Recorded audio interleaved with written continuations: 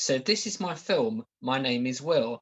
I have a very bright light that my head is blocking out, but I tell you, the camera work in the film will not give you a fright. This is my lair. It's full of despair.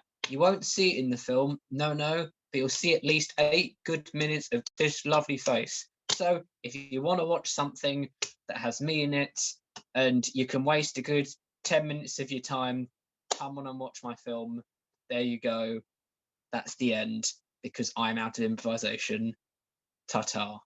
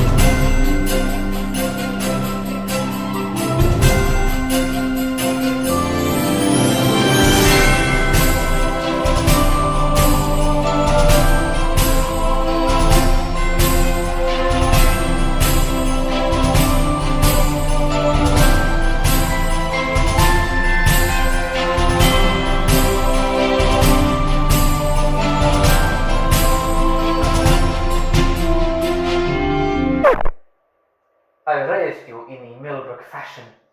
I gave you water, but never exposed you to too much sunlight. You found a connection with the seasons. And though you are a summer plant, you flourished in the winter. 2 days ago, you were placed in a garden and a storm hit. You resisted, kept your integrity and nutrition.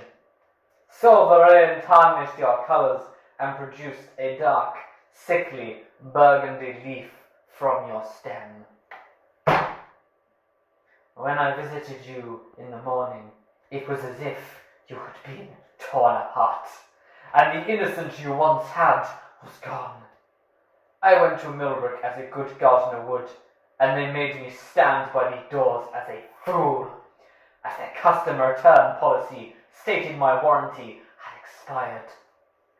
So I said to my mother, for justice, we must go to Dobby's. Firstly, I've never actually met an Italian before, but isn't it telling that we're all going a bit mad? I don't know how to explain the conundrum of the year we've gone through, but I know that in the face of danger, non-alcoholic cider is always the answer. Come on, a little bit more. A little more, keep on going. Yeah, yes!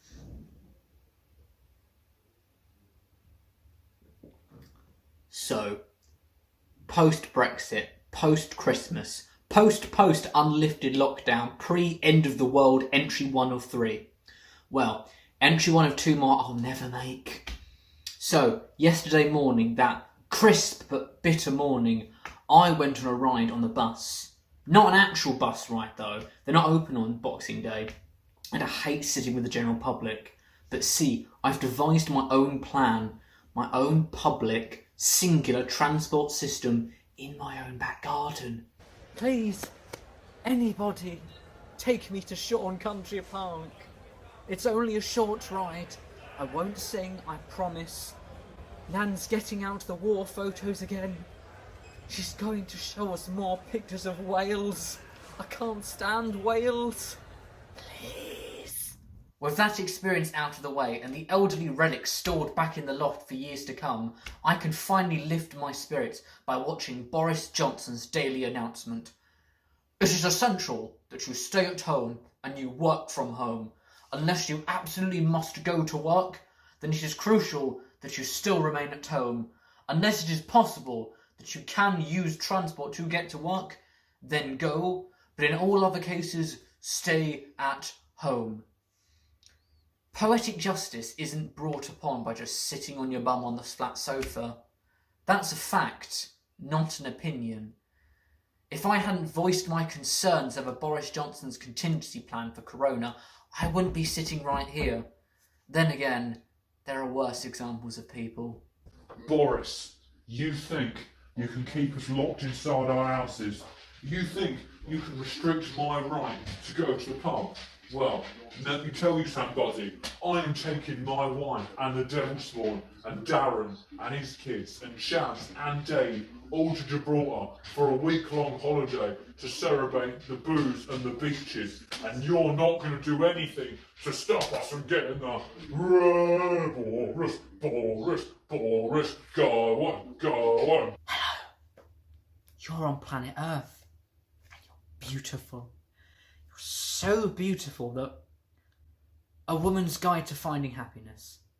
Okay, it was on my mum's shelf and I shouldn't have read it.